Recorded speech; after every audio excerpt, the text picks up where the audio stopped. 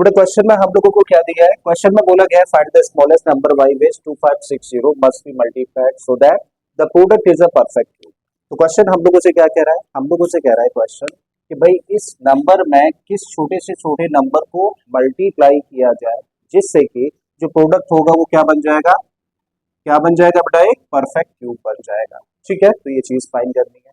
तो बेटा ये वाला क्वेश्चन मैं आप लोगों को कराऊंगा, उसी के बेसिस पे ये आप लोगों को करना है। फिर हम लोग करेंगे बेटा इसी तरीके की लैंग्वेज के साथ में बोला है कि भाई इस नंबर को किस नंबर से डिवाइड किया जाए सो दैट जो रिजल्टिंग नंबर होगा वो हम लोगों का परफेक्ट क्यूब बन जाए। ये मैं कराने वाला हूँ और ये आप लोग करेंगे। ठीक है, तो चलिए शुरू करते हैं किससे, फर्स्ट वाले से। तो बेटा फर्स्ट पार्ट में हम लोगों को जो नंबर दे रखा है, क्या दे रखा है, नंबर दिया है हम लोगों को 2560।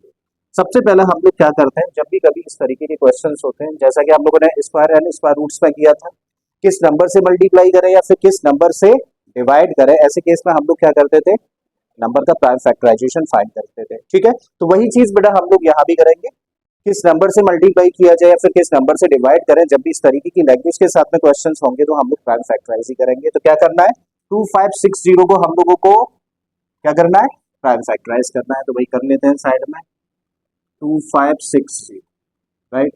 अब क्योंकि नंबर कैसा है बेटा, इवन है, तो जाहिर है 2 से डिवाइड हो जाएगा। ठीक है, तो जब इसको 2 से डिवाइड करोगे तो क्या मिलेगा हम लोगों को, 2 1 जा 2, 2 2 जा 4, 2 8 जा 16 और लास्ट में 0।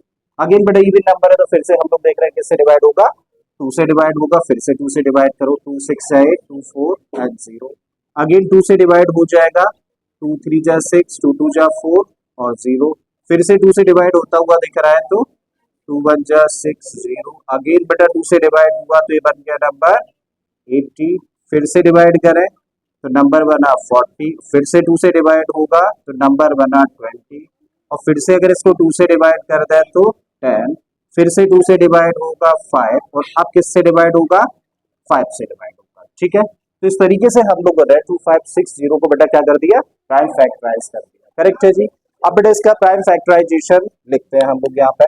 2560 का प्राइम फैक्टराइजेशन बेटा क्या मिला एक बार बताइए, 2 इंटू 2 इंटू 2 इंटू 2 इंटू 2, कितनी बार है, 1 2 3 4 5 6 7 8 9।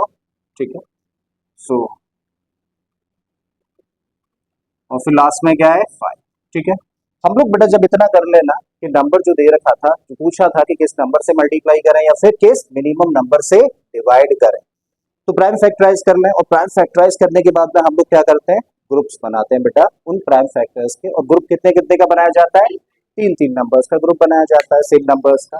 तो देखो जरा ग्रुप किस किस का बनता है, हम लोगों ने देखा कि भैया 2 का ग्रुप बन रहा है। चाहो तो बेटा इसको अंडरलाइन करके शो कर सकते हो, नहीं तो फिर ब्रैकेट में भी रख सकते हो। तो बेटा 3 नंबर्स का ग्रुप एक बना।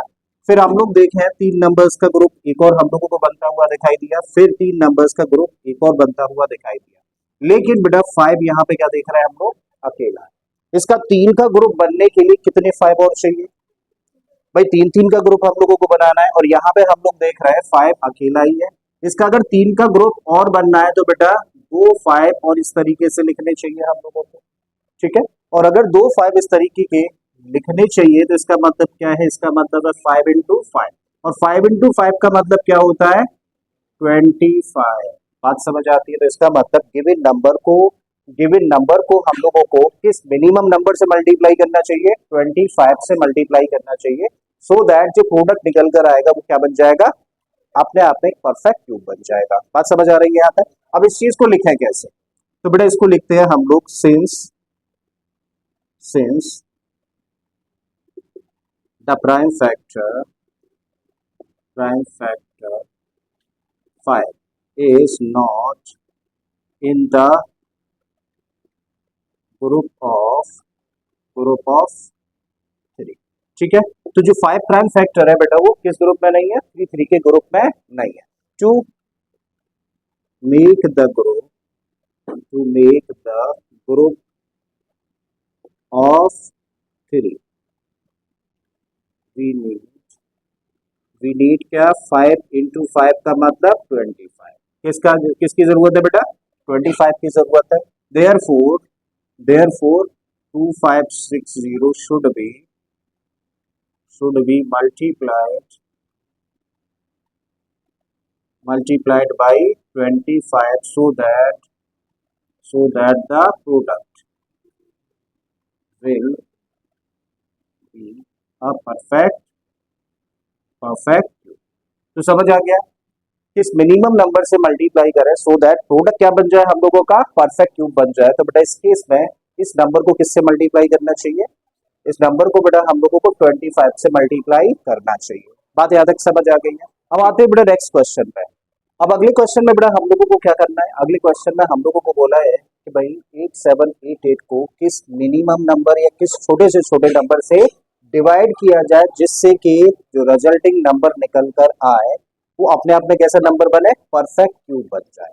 तो बेटा जाहिर है जब भी कभी डिवाइड किससे किया जाए या फिर मल्टीप्लाई किससे किया जाए ऐसा क्वेश्चन हो तो किस मेथड से करना है, प्राइम फैक्टराइजेशन मेथड से ही करना है। क्यूब वाले केस में तो प्राइम फैक्टराइजेशन मेथड ही हम लोग यूज करते हैं। ठीक है तो चलिए करते हैं।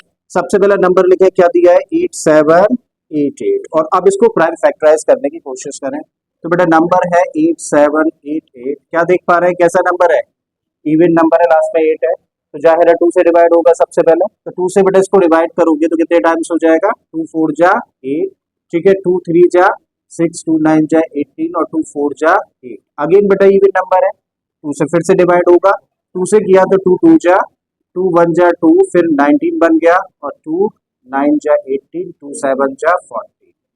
अब बेटा जो नंबर हम लोगों के सामने है ना, अब ये इवन नंबर नहीं है तो अब 2 से तो डिवाइड होगा नहीं, 2 से डिवाइड नहीं होगा तो बताइए जरा क्या ये 3 से डिवाइड होगा।